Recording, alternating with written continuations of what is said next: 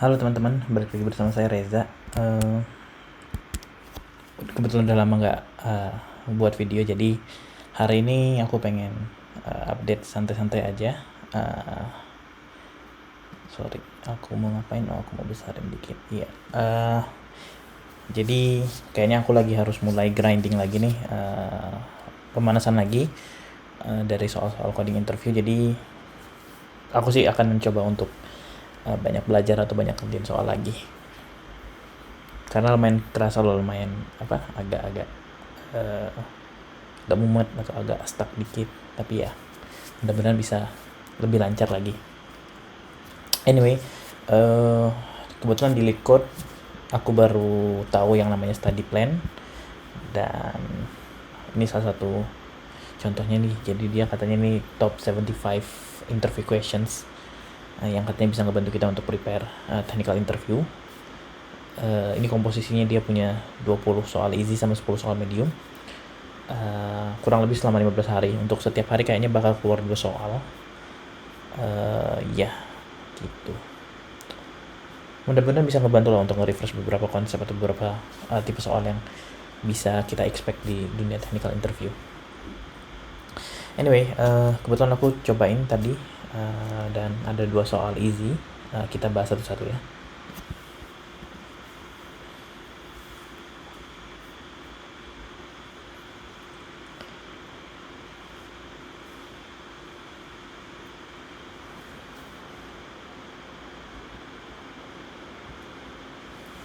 Oke, jadi problem pertamanya itu adalah running sum of one dimension array. Jadi idenya adalah misalnya kita dikasih sebuah array gitu ya, 1, 2, 3, 4, kita disuruh ngebaliin jumlah semua elemen sampai elemen ke i. Jadi contohnya misalnya ini nih, 1, 2, 3, 4, jumlah total elemen ketika i-nya 1 itu ada 1 gitu ya.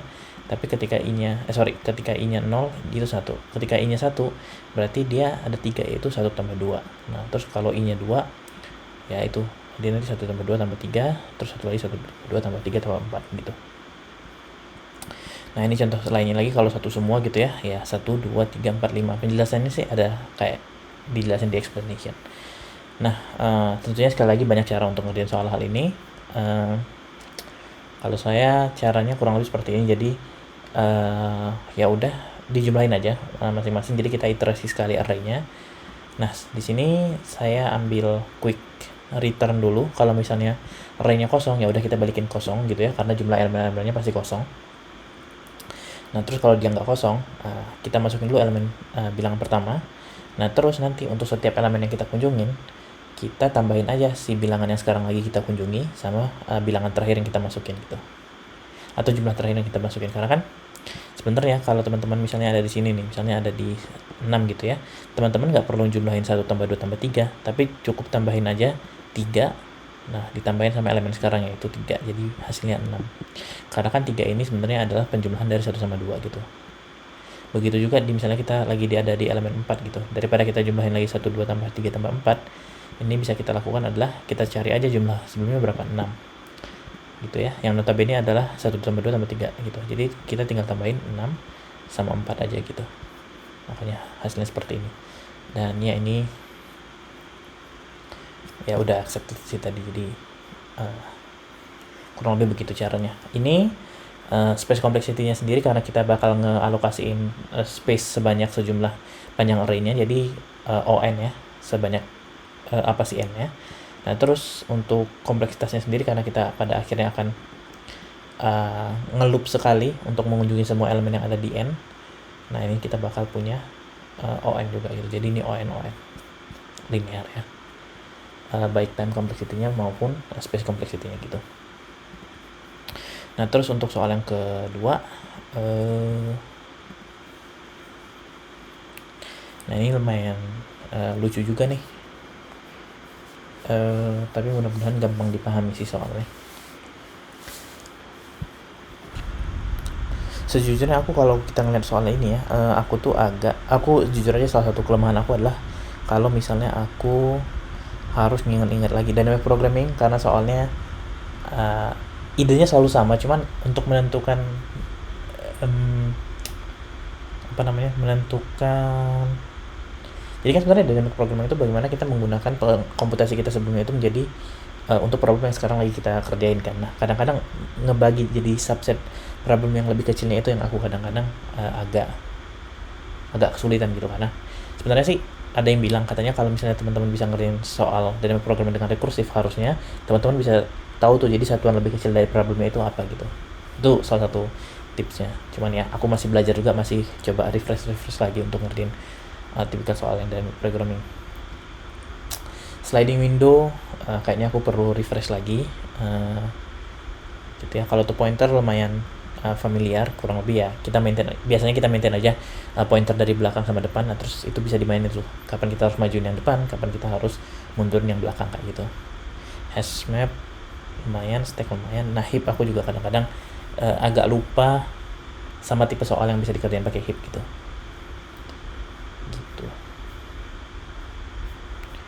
Anyway, kita bahas soal yang kedua, yaitu pivot index.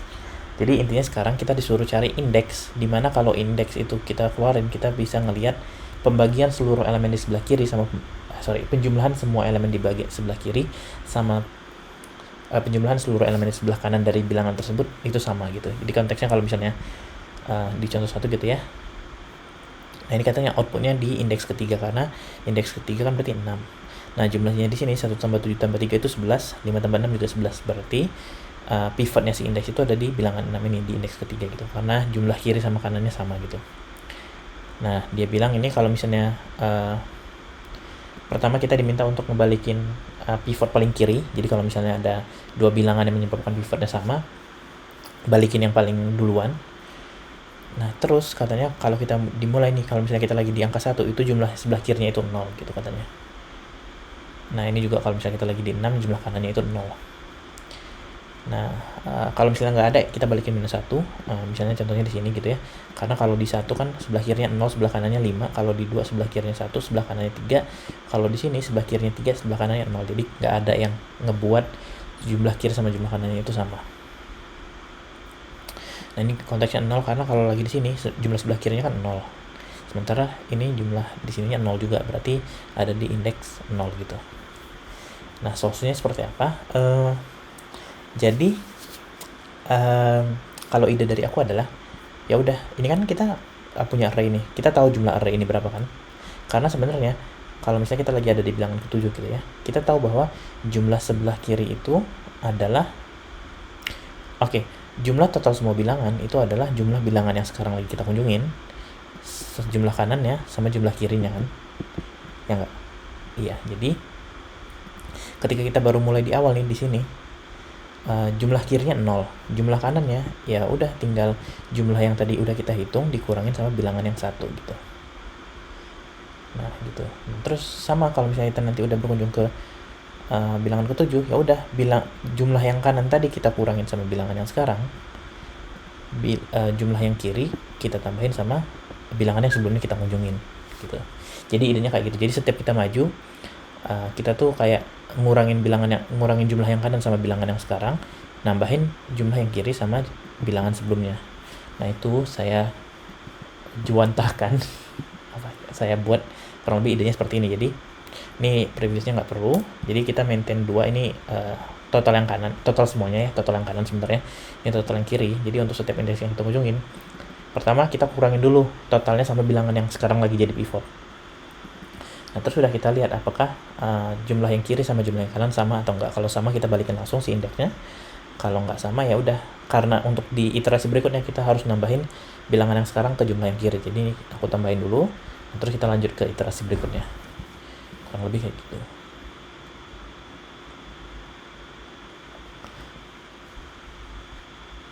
Nah, ini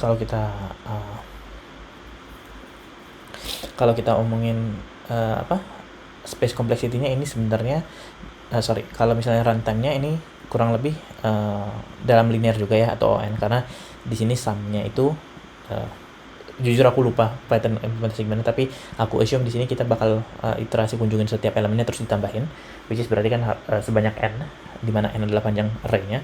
Terus di sini kita juga iterasi sekali lagi sebanyak, jadi kurang lebih order-nya itu adalah order n, walaupun ini ada 2 kali, jadi order n tambah order n ya, jadinya tetap order n.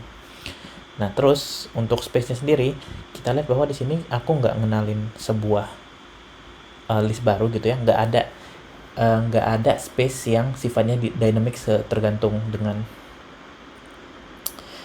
tergantung dengan jumlah masukannya gitu.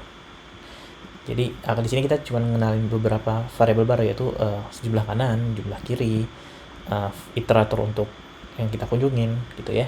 Jadi ya mau sebanyak apapun si nums-nya, pada akhirnya variabel yang kita keep atau space yang akhirnya kita claim itu cuma ada 4 ini. Nah gitu ya, karena dia nggak ada hubungan antara jumlah space yang kita buat atau kita claim sama jumlah panjang dari input bilangannya. Jadi kita bisa bilang bahwa sebenarnya space-nya ini konteks di sini space-nya konstan gitu. Jadi ini O1, jadi itu ON sama O1 berarti gitu. Runtime-nya ini ya lumayan lama juga, tapi tetap lebih gede. Tapi ya ini kayaknya variabel juga gitu ya. Anyway, kurang lebih itu video singkat malam ini. Mudah-mudahan bermanfaat. Sampai jumpa di video berikutnya. Semoga kalian sedang baik-baik saja ya. Dadah.